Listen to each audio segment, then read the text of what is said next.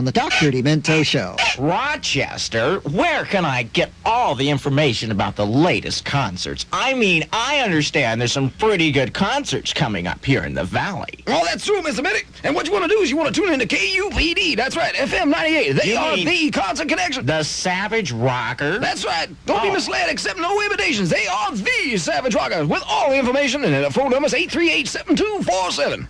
What is that phone number again? 838-7247. Rochester, get away from that can opener. You don't know nothing about machinery. Yes, boss. This is a favorite of ours. It goes out to Desi Arnaz. It's a theme from the Untouchables. I think this is one of the most wonderful television theme songs ever recorded. Lee, Rico, have you put the cassette in the Lincoln yet?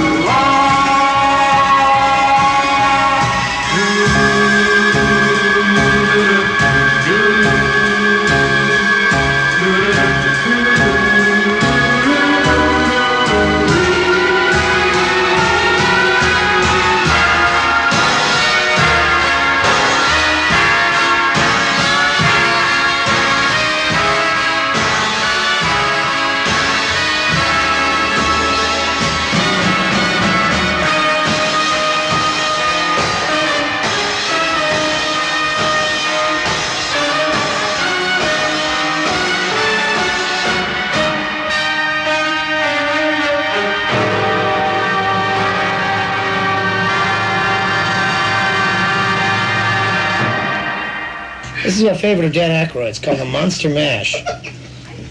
Not one of my favorites. Hey, I'm going to stand up right now for Bobby Boris Pickett. All right. Hey, let's go. We got to arm wrestle.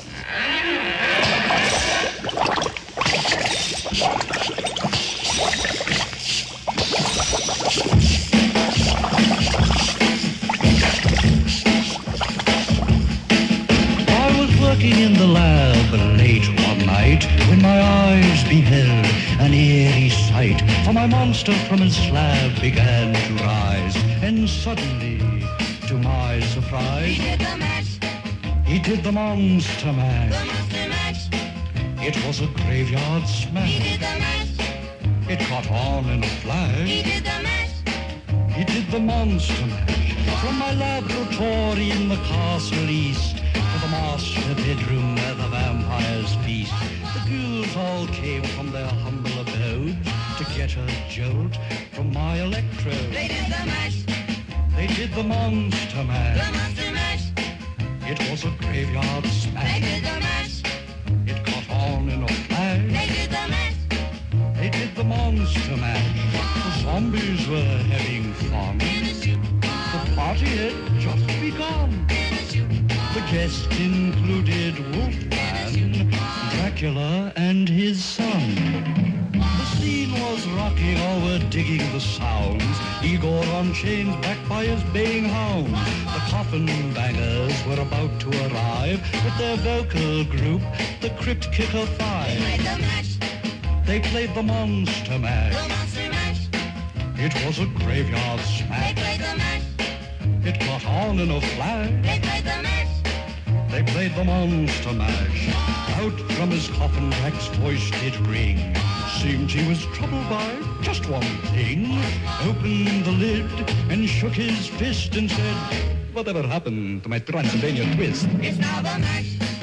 It's now the Monster The Mash. monster mash. And it's a graveyard It's smash. now the mash. It's caught on in a It's flash. now the mash. It's now the Monster Mash. Now everything's cool. Jack's a part of the band, and my Monster Mash is the hit of the land. For you, the living, this mash was meant to. When you get to my door, tell them Boris sent Then you. you can mash. Then you can Monster The Mash monster mash. and do my graveyard Then you can smash. mash. You'll catch on in a flash. Then you can mash.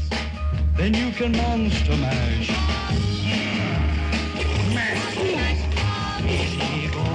You impetuous young boy. Mash good.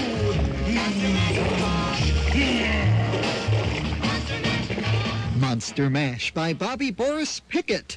And before that, the theme from the Untouchables is played by Nelson Riddle and his orchestra. Choices of the Blues Brothers, Dan Ackroyd and John Belushi. Well, they're off arm wrestling in the corner there, and I'm here arm wrestling with John Landis, their director of the Blues Brothers movie, the Kentucky Fried Movie, Animal House, and so much other audio and video and cinema hilarity, shall we say. And John has brought along some audio souvenirs of the making of the Blues Brothers movie. And It's true, Doctor. I have brought, for the thousands of listeners of Dr. Demento, 3 songs. Actually, you do hear one of them in the movie, but only a little piece. The first 2 are performed by Murph and the Magic Tones. If you are all familiar with the mythology of the Blues Brothers, after Jake went to prison, the band broke up. Most of them took straight jobs, but under the direction of Murphy Dunn, Steve the Colonel Cropper, Donald Duck Dunn, who are a couple of the most titanic R&B musicians of all time, of course. also wear wonderful crushed velvet purple tuxedos. Willie Two Big Hall and Tom Bones Malone, under the leadership of Murphy Dunn, became Murph and the Magic Tones, where they played at a Holiday Inn in the Armada Room off the Indiana Toll Pike. This is one of their standards, Quando, Quando, Murphy Dunn. Okay. Dime quando tu verrai, dime quando, lì un giorno l'ora in cui, forse te mi bacerai, ogni istante tenderò, fino quando, improvviso ti vedrò, sorrientendomi me, si vuoi dirmi di sì, devi dirlo perché non ha senso per me la mia via senza te. Hey, dimmi quando tu verrai, dimmi quando,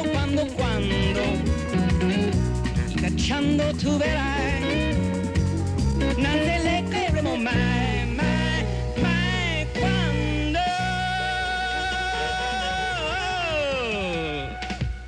Music swept up from the cutting room floor by John Landis, director of the Blues Brothers movie. And I guess one of the real attractions of that piece is to hear just the musicians who backed up Otis Redding on some of his greatest records, for and instance. Sam and Dave and Booker T and the MGs, and it goes on and on. Wilson Pickett. To hear those guys playing that, now that's demented. We have another tune from them. Well, this is how Murph and the Magic Tones would usually end the evening at the fabulous Armada Room off the Holiday Inn off the Indiana Toll Pike. This is Just the Way You Are. Don't go changing to try and please me. You never let me down before. I could not love you any better. I love you just the way you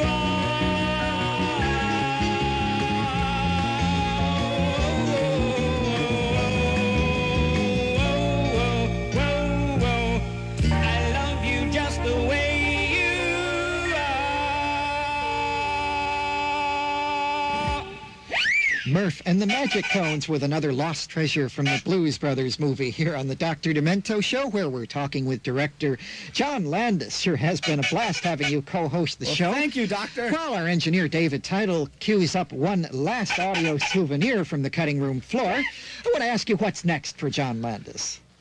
How are you ever going to follow up the Blues Brothers movie and smashing up most of the Chicago Police Department and the Civic Center? And no, my next film is a monster movie called An American Werewolf in London that I shoot this January in London, England, and it's a scary one. Warren Zevon, does that have anything to do with it? You know what? Werewolves of London? That's a wonderful song. An American Werewolf in London was written by me in 1969 when I was a flunky on a picture called Kelly's Heroes in Yugoslavia. 8 years later, Warren Zevon's song comes out, so now when I finally get to make my movie, everyone's saying, oh, is that from... No, it's not from his song! But you wrote this over 10 years ago when you were a flunky, to use those words. It's true. And you must have been, what, about 19 then? I was exactly 19 when I wrote it. So what then comes around, comes around. And for such a talented man as John Landis, his dreams are finally coming true. All you got to do is wait. And, of course, he's made a lot of our dreams a lot more interesting, shall we say. Well, thank you. With his very demented movies through the years. Well, listen, I just want to say, quite honestly, that I'm real proud of the Blues Brothers, and I'm honored to work with John Belushi and Dan Ackroyd and Aretha Franklin and Ray Charles and Cab Calloway and James Brown and John Lee Hooker and the band and for on and on. More music from the Blues Brothers cutting room floor, John. Yes, this is... Actually, this isn't. I was going to say this is from a scene in the movie, but it's not there anymore. However, this was in the sequence when the band takes a gig at Bob's Country Bunker. For those of you who've seen the film, you know that's a roadhouse in Kokomo, Indiana, where they play both kinds of music, country and western, and the band realizes they better sing something to please the folks. So they sing a couple of tunes in the movie. This particular song was sung in the film, much to the excitement and glee of the truckers and the cowboys. However, for time, we did have to cut it out. I just want to mention that the people singing the background chorus is the horn section, Al Rubin, Blue Lou Marini, and Tom Bones Malone. And the only reason I point that out is because Al Rubin's the one playing that hot trumpet on Minnie the Moocher. This is Sink the Bismarck by Jake and Elwood.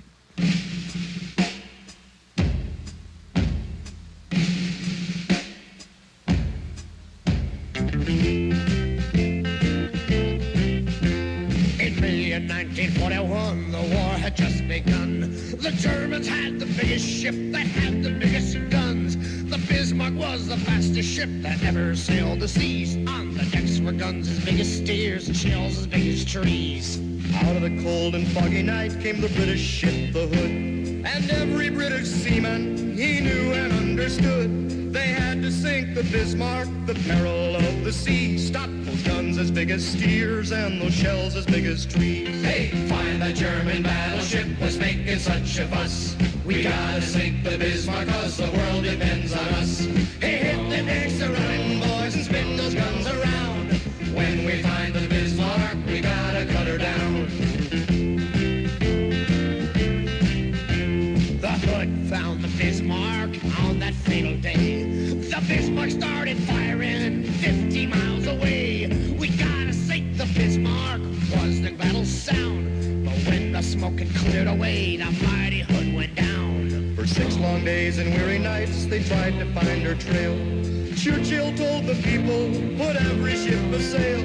'Cause somewhere on that ocean, I know she's gotta be. We gotta sink the Bismarck to the bottom of the sea. Hey, find that German battleship that's making such a fuss. We gotta sink the Bismarck 'cause the world depends on us. Hey, hit the decks a running, boys, and spin those guns around. And when we find the Bismarck, we gotta cut her down.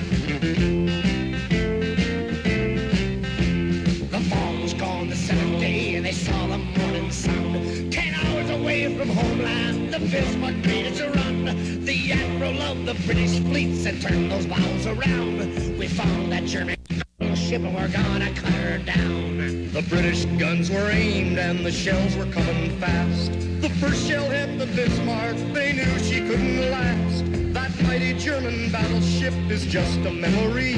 Sink the Bismarck was the battle cry that shook the 7th sea. We found that German battleship was making such a fuss. We had to sink the Bismarck 'cause the world depends on us. We hit the decks to run, boys, and spun those guns around. We found the mighty Bismarck and then we cut her down. We found the German battleship was making such a fuss. We had to sink the Bismarck 'cause the world depends on us. We hit the decks to run and we spun those guns around. We bombed the mighty Bismarck and then we cut her down. Sink the Bismarck, an unreleased recording by the Blues Brothers. Well, the Bismarck was sent to oblivion, but thank you, John Landis, for helping us rescue that wonderful performance from oblivion. Well, thank you, Doctor. John Landis, my co-host on the Dr. Demento Show. Here's the Forget-Me-Not singing for Jules, the sugarless gum with such fabulous flavor people forget it's sugarless. Jules has